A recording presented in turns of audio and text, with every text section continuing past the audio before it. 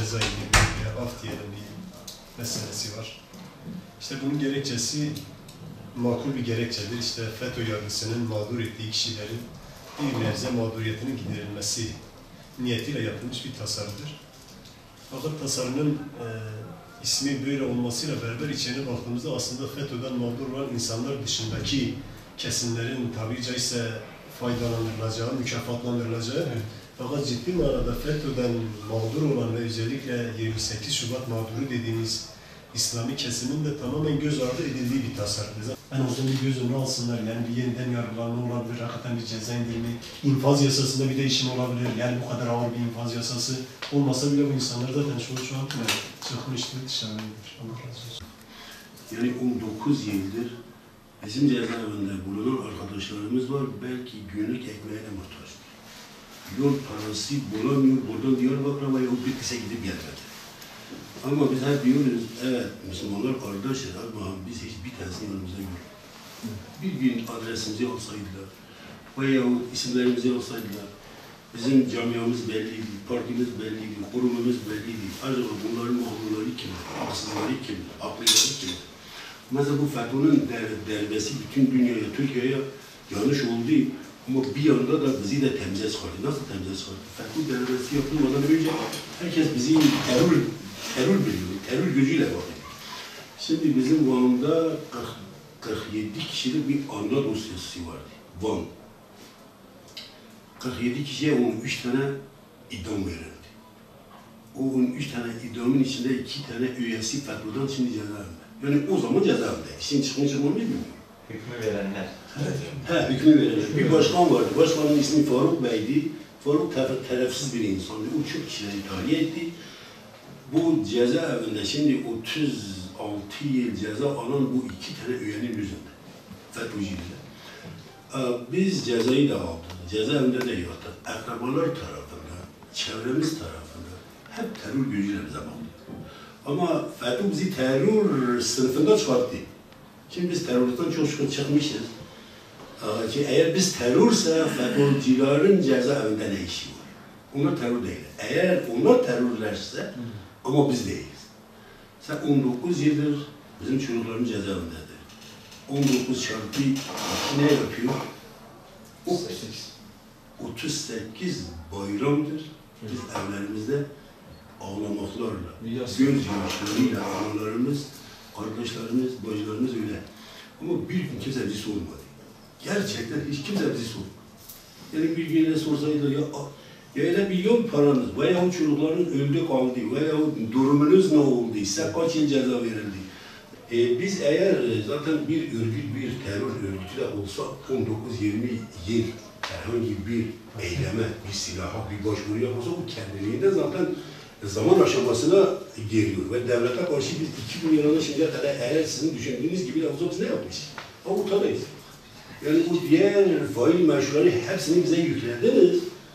Ama o 19 yılda bizim bir şey yaptığımız yok ki. Niye biz bitmemişiz ki diyor. Dışarıda bir sürü insanlarımız var. Eğer onu yapın.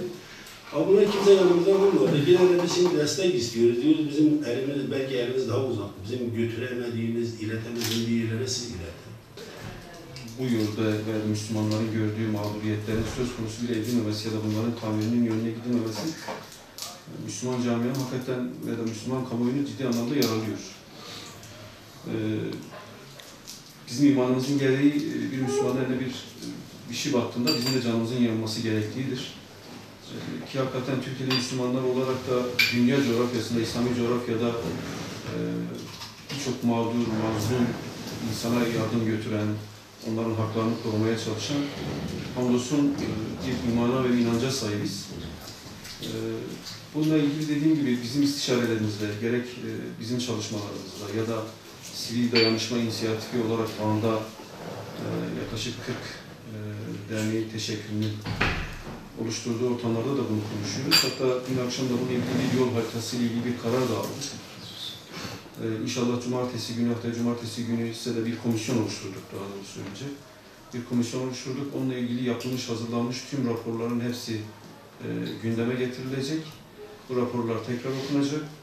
Ve bununla ilgili siz mağdur ailelerle ilgili iletişime geçilecek ve muhtemelen cumartesi günü de Saat 13'te Kent Meydanı'nda bir basın açıklaması yapacağız sivil dayanışma inisiyatifi. Ve bu sivil dayanışma inisiyatifinin basın açıklamasıyla ilgili birlikte bir yol haritası da o komisyona çizmesini istedik. Dedik ki bu ailelerle bir görüşelim. Ailelerin mağduriyetleri, bununla ilgili ellerindeki raporlar, hükümleri alalım. Bir rapor da biz hazırlayalım ve basın açıklamasıyla birlikte o yol haritasına başlayıp gerek siyasiler, gerek hukuk, gerek o anlamda bizim sivil toplum olarak yapmamız ne gerekiyor, yapmamız gereken şeyler ne varsa inşallah bunları bir yol haritası olarak işimize başlayalım. Böyle bir kararımız var. Sağ olsun arkadaşlar da bu işe, komisyona girmek için birçok gönüllü arkadaşımız vardı. Onlar da hemen sosyal medya üzerinden de onların o durumlarını belirtecek, o mağduriyetleri anlatacak. Özellikle böyle ters bir zihin oluşturacak. Yani 28 Şubat mağdurları kimler değildir anlamında bir ters bir mantık. Yani ilgi çekme anlamında işte bu devleti bölmek için mücadele etmediler ya da toplumun malını çalmadılar ya da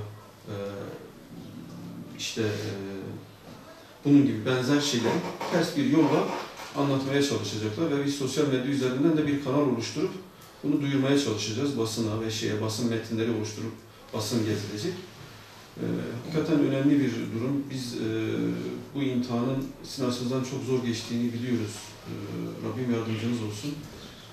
Derneğimiz olarak gerek Türkiye çapında Anadolu platformu olarak o kurullarda da görüşmesi için inşallah gündem haline getirip sesinizi duyurmaya çalışacağız. Müslümanların artık seslerinin güçlü çıkması lazım. Çünkü Müslümanlar olaya hep ciddi anlamda duygusal baktılar. Yani bu duygusallık biz kendimizi hep karşıdaki kendimiz gibi gördük. Ve bu çalışmalarımızı hep bu yönde yaptık. Yani insanları çalışmalarımıza davet ederken ortak çalışma alanlarını Müslümanların artık bir şekilde oluşturması gerekiyor. Yani bunda SDİ örnekleri var, ortak çalışma alanları var. Ama tabii bu mağduriyetler üzerinden de ciddi anlamda gelişmeli. Bunun dışındaki ortak çalışma alanları da Müslümanların oluşturması gerekir. Ki bugün burada yaşanan bir imtihanın yarın farklı bir camianın yaşamayacağı ya da yarın farklı birinin yaşamayacağı çok da şey değil. Bunun için hani biz hakikaten Allah'ın bize verdiği bir kardeşlik var. Bu kardeşliği ciddi anlamda sahip çıkıp onun bir derdiyle, kardeşimizin bir derdiyle dertlenmemiz lazım. Rabbim hakikaten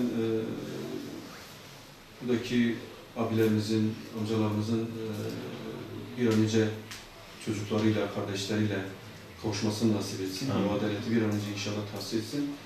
Biz inanıyoruz ki evet, ahiret bu anlamda önemli bir konudur. Bizim açımızdan en son noktadır.